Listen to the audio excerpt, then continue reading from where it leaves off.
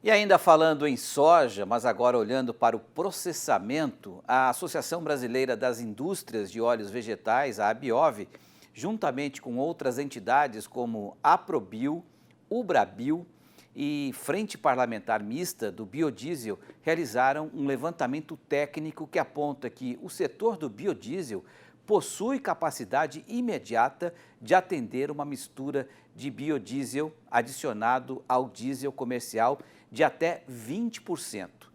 Números que apontam para a utilização do B20, né? Que será necessária uma demanda, para atender essa demanda do B20, seria necessária uma demanda de 13,2 bilhões de litros de biodiesel.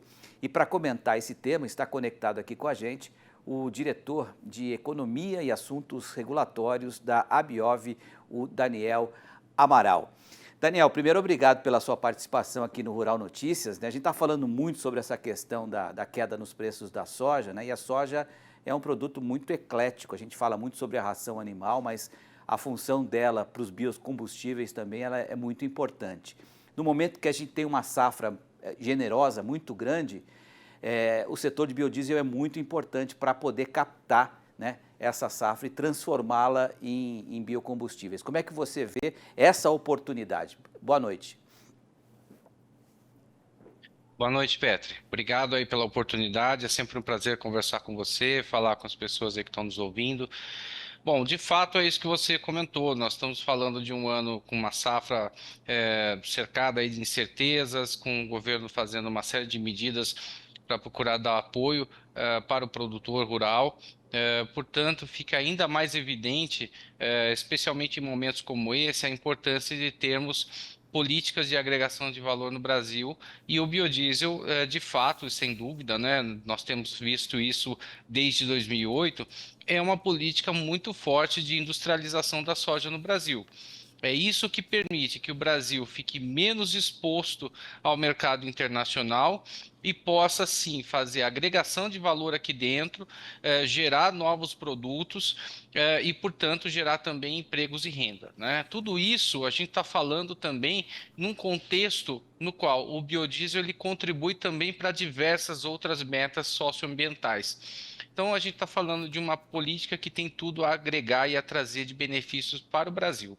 Nós noticiamos recentemente, né, o governo anterior reduzindo a mistura, né, por conta de fatores econômicos.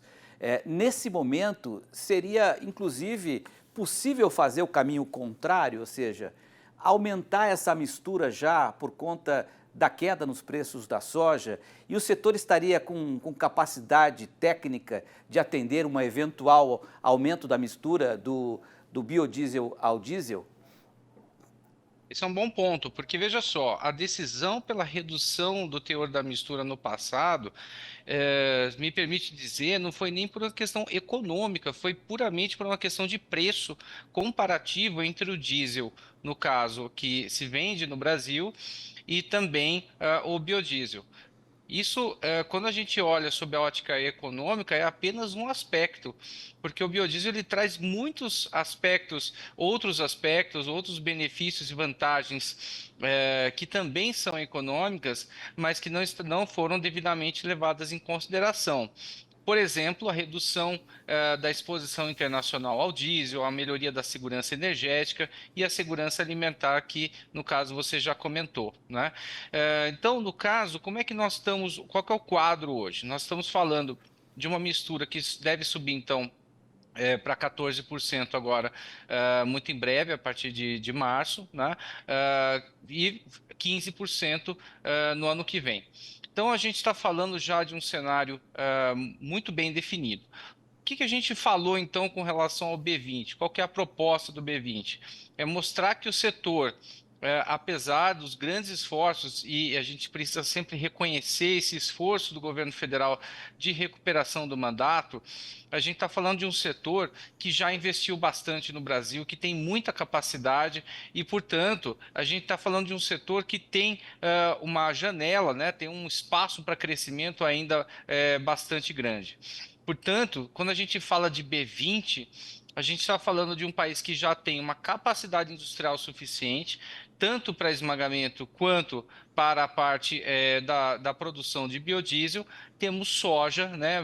Independente aí do número, que se chegar aí a safra, a gente sabe que o Brasil é um grande exportador de soja em grão, portanto, a gente teria todas as condições para ampliar o esmagamento, a produção de biodiesel e gerar também todos esses fatores, esses elementos aí socioambientais, econômicos que a gente está falando.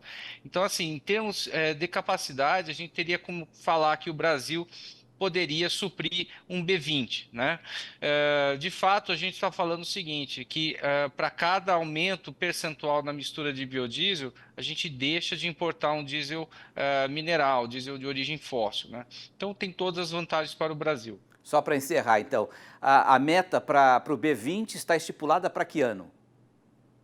Não, a meta para o B20 ela precisa ser colocada ainda em lei. O que nós temos hoje já em lei é o B15, que tem esse calendário B14 e B15 ano que vem, e agora o que a gente precisa para o setor é uma nova perspectiva, a ampliação do teto da mistura para a gente chegar então aos 20% dentro de um calendário no curto prazo, curto médio prazo, para que a gente possa então descarbonizar a nossa matriz de transportes. E tomara que o setor consiga atingir essa meta, que é muito importante para a economia brasileira e também para a questão da sustentabilidade. Obrigado, viu, Daniel, pela sua entrevista aqui. Uma boa noite, até uma próxima.